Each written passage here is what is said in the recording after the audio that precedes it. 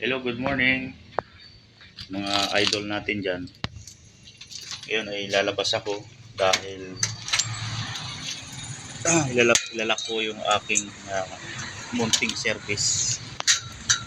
Ito nga pala guys, nakita ko yung sasakyan ng GMA Integrated News.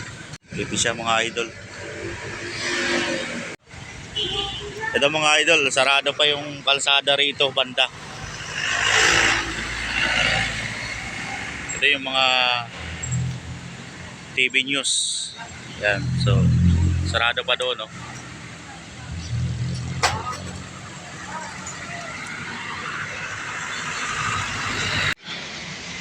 Mainit ang panahon mga idol.